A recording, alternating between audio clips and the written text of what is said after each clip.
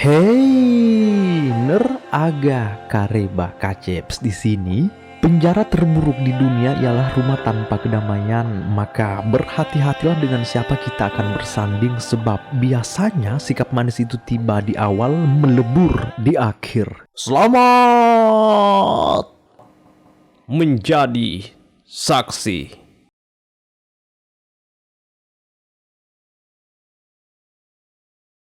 Cerita dimulai dengan melihat dinding batu bata di salah satu bar. Baiknya jika indera keenam kita berfungsi dengan baik, maka pastinya akan melihat seorang pria culun sedang berdiri tepat di hadapan dinding tersebut. Pria ini bernama Den Chai Sewatanon. Selain bekerja sebagai manusia batu bata, Den juga bekerja di salah satu perusahaan sebagai ahli IT. Dalam lingkungan kerja, Den selalu saja jadi orang terasingkan, bahkan ia seakan-akan tak pernah dianggap ada. Pedihnya lagi, orang-orang di sini terlihat enggan mengajaknya bicara. Kadangkala Den berperang dengan pikirannya sendiri, merenungi kenapa orang-orang begitu gampang melupakannya, entah karena mungkin karakternya yang lugu ataukah caranya yang tidak terlalu memperhatikan penampilan. Intinya, Den selalu tampil sederhana, apa adanya, serta sangat membenci orang-orang yang serakah.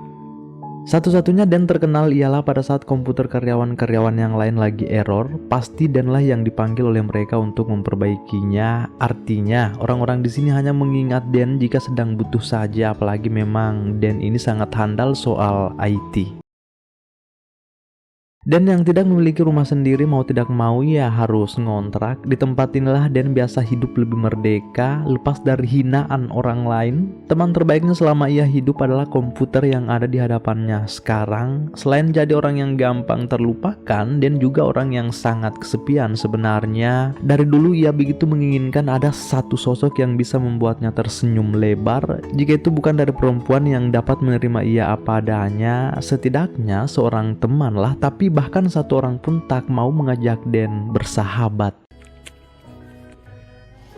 Di esok harinya, Den kembali ngantor. Badar satu ruangannya memberitahu jika ada seorang karyawan di bagian pemasaran, komputernya sedang bermasalah dan meminta bantuan. Berangkatlah Den untuk mengecek. Tahu-taunya karyawan itu adalah seorang wanita, cantik lagi. Bukan cuman cantik, tapi manisnya minta ampun. Sampai-sampai Den gugup bisa dekat-dekat dengannya. Sesekali mata hitam Den ke sudut melirik, sebab gadis ini memang benar-benar anggun. Aroma tubuhnya semerbak mawar.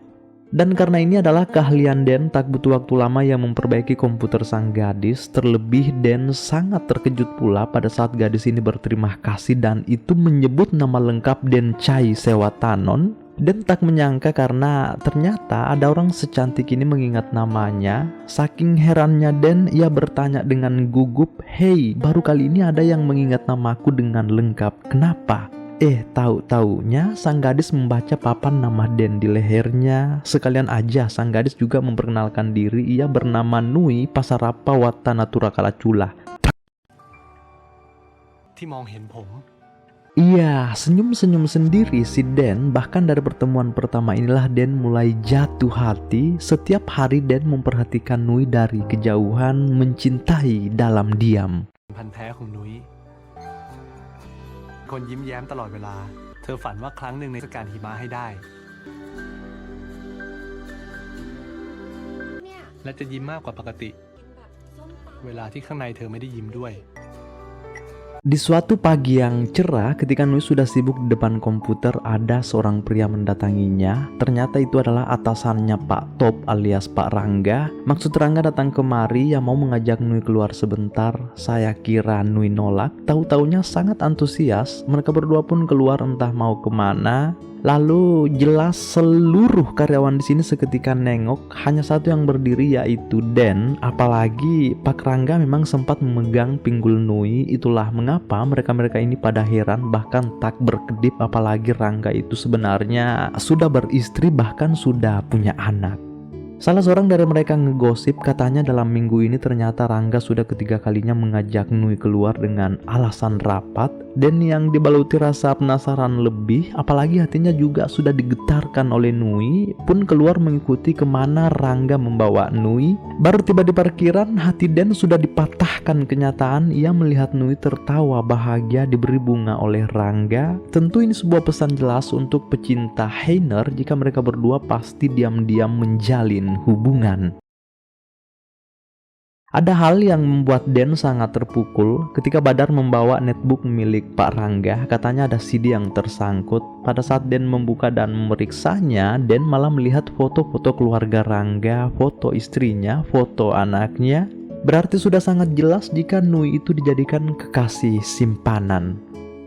Kini beberapa hari telah berlalu, Pak Rangga telah mengumumkan pada seluruh pegawai kantor jika kita akan menyambut tahun baru di luar negeri. Dharma wisata atau tur perusahaan kali ini bakal lebih asik, yaitu akan digelar di Hokkaido, Jepang. Para karyawan sangat antusias termasuk Nui sebab memang ia sudah lama berencana mau main ski bareng Rangga. Bahkan mereka berdua sudah mengatur lokasi-lokasi yang akan didatangi khusus untuk mereka berdua, memilih tempat-tempat romantik untuk sepasang kekasih, termasuk melihat festival salju di sana.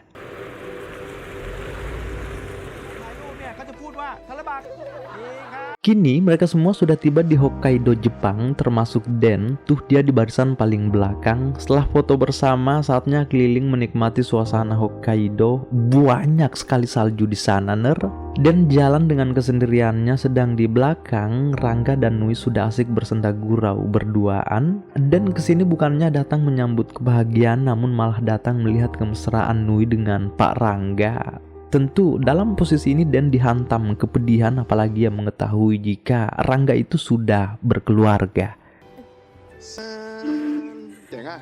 Karena Pak Rangga ini takut kemesraannya ketahuan oleh pegawai kantor yang lain, ia selalu mengajak Nui menghindar dari mereka. Untungnya dalam tur ini istri dan anak Rangga tidak ikut, makanya ia bebas berduaan dengan Nui. Dan yang begitu setia menguntit kemesraan mereka berdua hanya bisa terus terbelenggu oleh kepahitan. Terlebih Dan ini mengetahui jika yang dilakukan Pak Rangga itu adalah sebuah kesalahan besar. Lalu asal kalian tahu, Nui ini jarang sekali memanggil Pak Rangga menggunakan nama aslinya, namun menyebutnya pangeranku. Saat mulai main ski, Nui terjatuh karena memang ini adalah perdananya. Dan yang kasihan melihatnya datang untuk membantu Nui. Pangerannya keburu datang, Rangga maksudnya. Disinilah Dan sempat komplain kepada alam semesta, ini sungguh kejam katanya. Ia harus terperangkap dengan cinta yang salah, cinta yang bertepuk sebelah tangan. Sulitnya sebab itu sudah kepunyaan Rangga.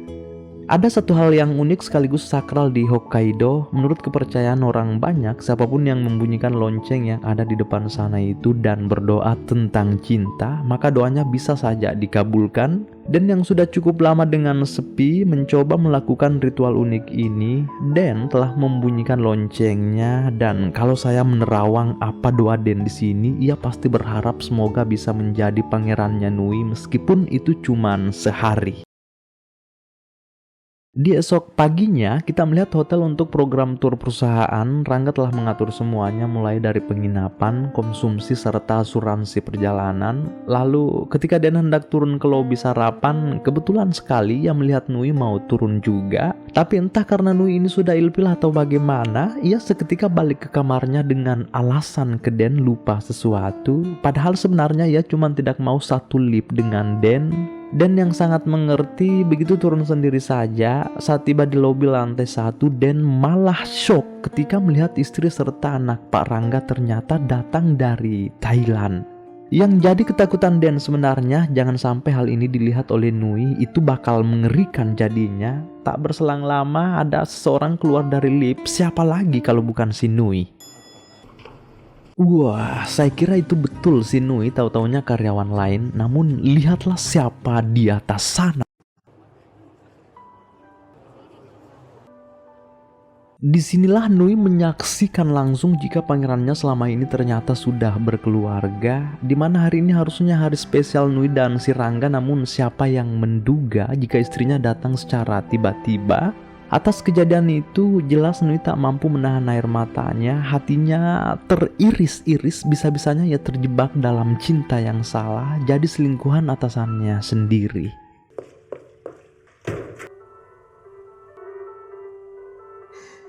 Kenyataan ini sungguh pahit bagi Nui sebab ia juga sudah terlanjur nyaman dengan Rangga, sementara Den yang tidak memiliki keberanian untuk memberi Nui penguatan, ia hanya bisa mendengarkan tangisan Nui secara sembunyi-sembunyi. Tiba di esok harinya, program tur telah selesai, mereka sudah pada mau balik ke Thailand termasuk Rangga, anak dan istrinya, dan juga sudah naik ke bis. Namun ia heran kenapa Nui tidak ada. Bis telah berangkat dan ternyata memutuskan tinggal dan kembali ke hotel mencari Nui. Ternyata memang benar Nui masih ada dan melihatnya tengah menyendiri di sudut-sudut kursi. Nui melihat list-list wisata yang rencana akan didatangi bareng Rangga, namun semuanya malah hancur berkeping-keping.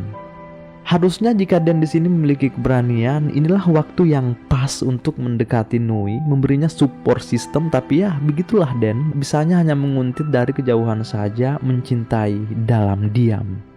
Sampai saya mengira jika Nui datang main ski di sini untuk meredam kekecewaannya, ternyata tidak. Ia berniat mengakhiri hidupnya saja dengan terjun dari gunung es. Ini bukan hanya sekedar niat, tapi Nui benar-benar melakukannya. Ia telah membuang dirinya ke jurang, dan yang sempat mengikutinya sampai-sampai tak menyangka Nui nekat melakukan hal bodoh itu.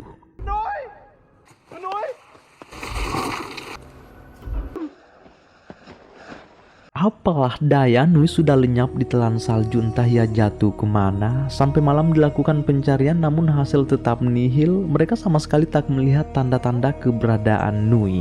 Tak berselang lama terus dilakukan pencarian. Pada akhirnya Nui berhasil ditemukan, entah ia masih hidup atau tidak sebab sudah setengah membeku, tersangkut dari atas bukit. Pada saat Nui sudah dilarikan ke rumah sakit, secara bersamaan lonceng sakral itu bunyi tertiup badai. Dalam hati Dan bertanya-tanya apakah itu sebuah pertanda buruk ataukah pertanda jika doanya akan terkabul?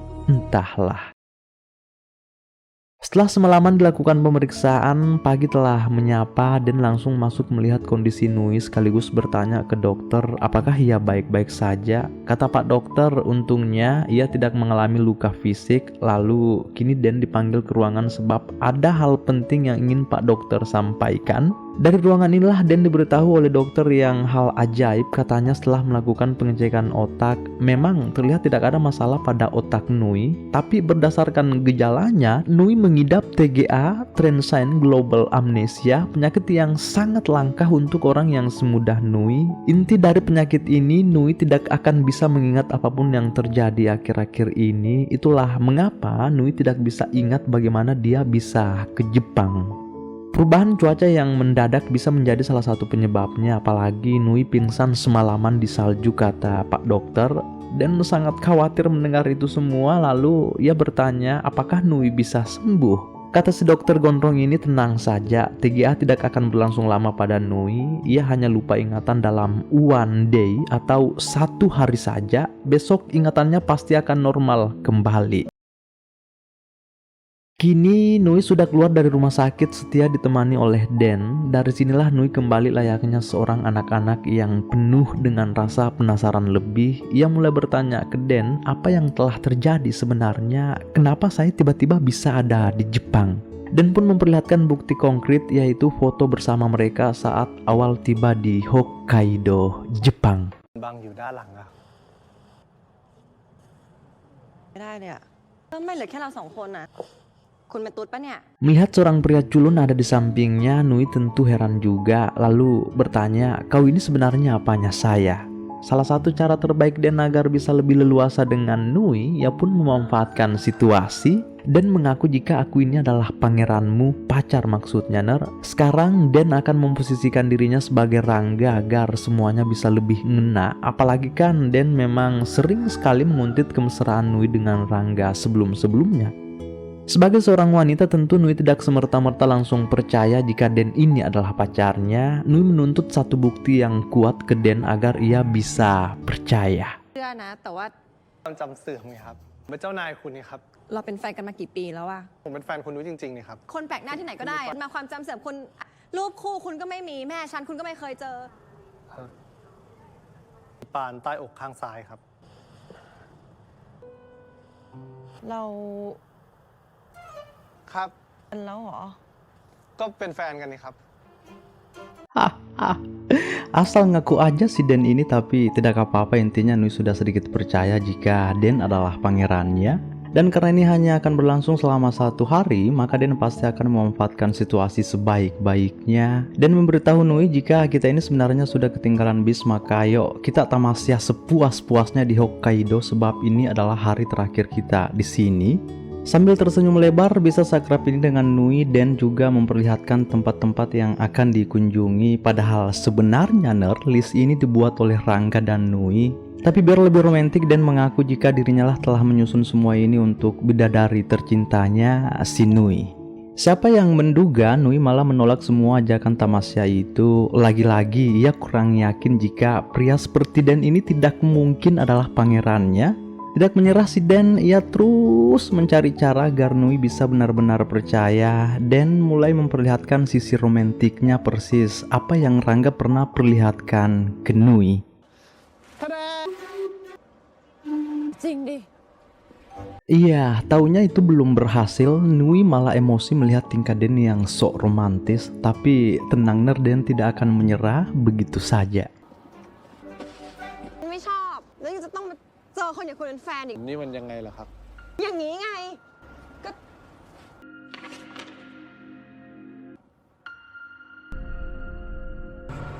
คุณ Pedih sekali perasaannya Den diejek Nui. Bahkan ia sampai tak sadar hampir dilibas mobil lalu pergi meninggalkan Nui saking teririsnya. Seolah-olah ia dianggap lelaki hina oleh Nui sendiri, wanita yang ia idam-idamkan selama ini. Nui yang masih memiliki perasaan tentu merasa bersalah juga. Tak lama Den ternyata balik lagi menemui Nui. Ia tersenyum lebar seakan-akan rasa sakitnya ia kubur hidup-hidup. Dari sinilah sikap Nui mulai sedikit lebih adem. Sebelum lanjut, Den mengajak Nui isi perut terlebih dahulu. Nui cantik memang, sampai-sampai Den tak bisa fokus, tersipu malu bisa sedekat ini dengan Nui. Namun yang jadi pertanyaan besar sebenarnya bagaimana nantinya jika Nui melupakan semua apa yang telah terjadi hari ini. Sudahlah Ner, tidak usah terlalu memikirkan itu, yang jelas hari ini akan jadi hari yang sangat spesial bagi Den. Bahkan rasa-rasanya Nui ini juga sudah mulai benar-benar nyaman dengan Den, tergambar dari caranya menatap.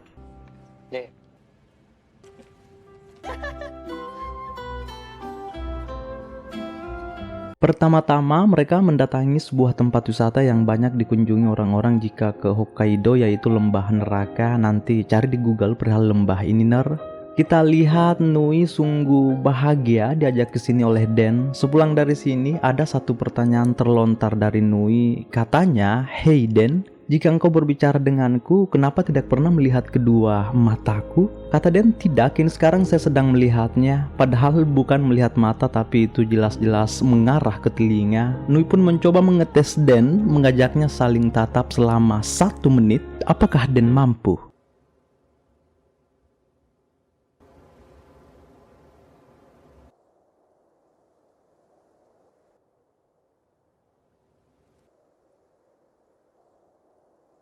Cie, romantis sekali. Mereka berdua terus saling tatap. Tatapan dari keduanya begitu hangat mengalahkan panasnya lembah neraka ini.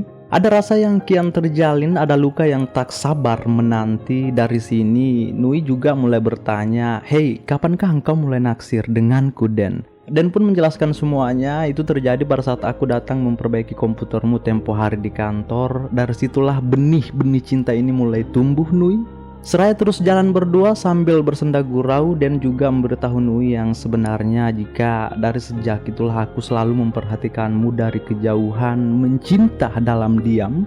Setelah jam kerja aku selalu datang merapikan mejamu. Apapun yang berantakan di situ semua aku rapikan, mempersiapkan parkiran untukmu. Bahkan setiap malam aku selalu bertengkar dengan jiwaku sendiri, terus memikirkan senyummu yang menawan, kedua bola matamu yang sayup nan indah, rambutmu yang tebal terurai, karakter yang mensyahdukan suasana. Mendengar itu, Nui hanya bisa berkata jika itu sikap yang manis dari seorang lelaki, namun terdengar seperti psikopat sebab selalu mengintai dari kejauhan. Sambil tersenyum, Nui berucap, "Ner, monyet-monyet mungil ini jadi saksi kebahagiaan mereka berdua di Hokkaido, Jepang."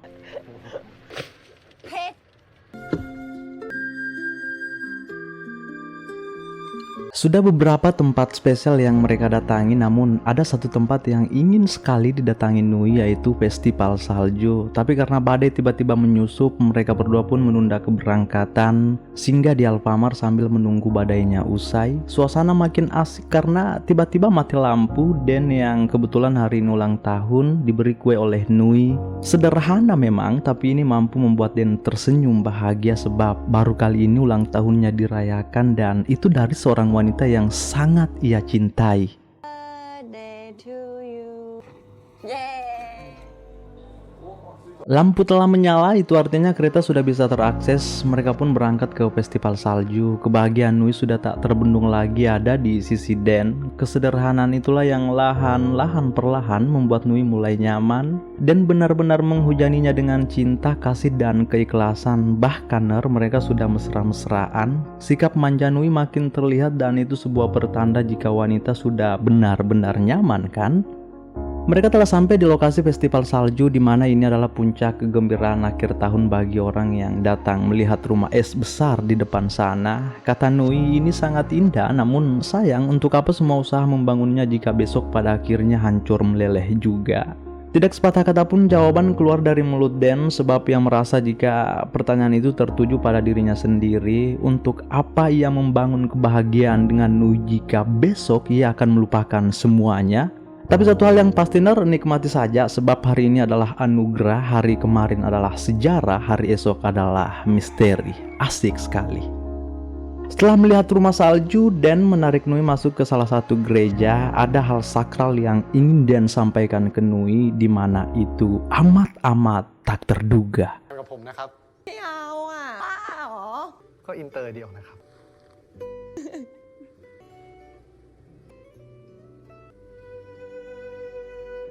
อะไรไหมครับเฮ้ย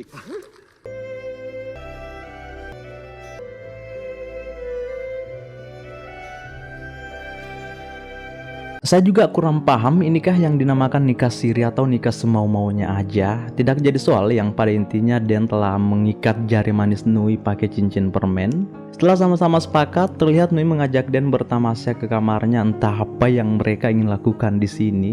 Yang jelas kita lihat Nui sangat antusias, sementara Dan pura-pura malu. Ada satu pertanyaan dari Nui, katanya, "Dan, kau melihatku sepanjang hari, apakah engkau tidak bosan?" Malah Dan berkata, "Dengan melihatmu sedekat ini aku merasa nyaman, dadaku bergetar tak karuan, jagungku dibawa nyut-nyut sebab tatapan darimu menyeretku hanyut dalam gairah cinta yang dalam, Nui." Meski Dan di sini sangat paham maksud tatapan Nui, namun seperti biasa ia kalah soal keberanian sampai akhirnya Nui sendirilah yang memberi arahan, berkata, "Hei Dan, kali ini aku ingin kau mengecupku." Cincin permen di kedua jari mereka bersaksi, lalu lahan perlahan mereka saling mendekap. Gemetar mulutnya si Den, tapi semuanya berjalan lancar. Tidak sampai di situ saja, tapi ternyata Nui ingin lebih. Disinilah Den nolak melayaninya. Ia mencegah Nui lalu memberitahu siapa ia sebenarnya. ว่ามา จริงนะครับคุณนุ้ยคือจริงแล้ว ผมชื่อเด่น นี่เล่นมุกอะไรบ้างเนี่ย แล้วก็แอบชอบคุณนุ้ยครับ โรคจิต คุณนุ้ยฟังผมก่อนได้ไหมคุณนุ้ยครับฟังผมก่อน Atas kejujuran Dan, semuanya hancur dalam sekejap. Nui sangat tak menyangka Dan membohonginya. Saat ini Nui merasa jika dirinya hanya dimanfaatkan saja oleh Dan. Padahal itulah memang cara yang tepat agar Dan bisa dekat dengan Nui. Setelah menenangkan pikirannya, Nui keluar mencari Dan untuk memintai alasan kenapa ia tega berbohong dari awal, pura-pura sebagai Top atau Rangga. Dan pun memberitahu yang sebenarnya jika Rangga atau pangeranmu itu sudah memiliki anak dan istri, kau adalah simpanannya. Lalu kenapa dari awal saya berpura-pura menjadi Rangga? Sebab itulah caraku agar bisa mengenalmu lebih dekat, Nui. Mendengar semua itu, air mata Nui gugur berjatuhan. Terlebih ia merasa jadi wanita tak berguna telah merusak keluarga orang lain. Lalu setelah Den memberinya penguatan, kini mereka lanjut duduk berdua di tepi jalan. Dari sinilah Den berkata jika sebenarnya ia telah menyiratkan doa di lonceng sakral. Doa itu berbunyi, "Aku sangat ingin menjadi kekasih Nui meski cuman sehari saja." Ternyata ini semua ialah jawaban dari doa Den. Sekarang ia benar-benar telah menjadi pangeran Nui. Nui juga sudah menerima dan memaafkan atas kebohongan Den dari awal. Hanya satu ketakutan besar Nui sekarang, bagaimana jika besok dirinya sudah melupakan segala apa yang telah ditenun bareng Den di sini? Kata Den, "Tidak apa-apa sebab aku tidak akan melupakannya. Bagiku ini sudah lebih dari cukup." Lalu setelah Nui mengecup Den, ia langsung membuat rekaman yang akan digunakan sebagai pengingat jika besok apa yang ditakutkan benar-benar terjadi. Sebab Nui ini tidak ingin merasakan cinta dengan Den dalam sehari saja, tapi untuk selama-lamanya. สีหน้าตัวเอง นุ้ยลืมเรื่องวันนี้ทั้งหมดแต่บ้าอะไรก็ไม่รู้อ่ะ วันนี้แกได้เจอคนที่รักแกที่สุดแล้วผู้ชายคนนี้เข้ามาหาแกต้องให้โอกาสเขาด้วยสัญญาก่อนดี सीने से तेरे सर को लगा के सुनता मैं रहूं नाम अपना नाम अपना. Kini telah usai. Adapun hal yang bisa kita petik dari kisah yang penuh lika-liku ini, tulis di kolom komentar ya. Selamat bersua di video selanjutnya ner. Bye.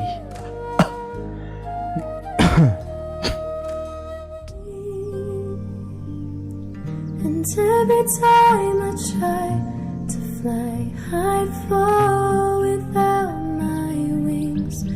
Feel so small. Guess I need you, baby. And every time I see you in my dreams, I see your face haunting me. Guess I need you, baby. I make believe that you are here.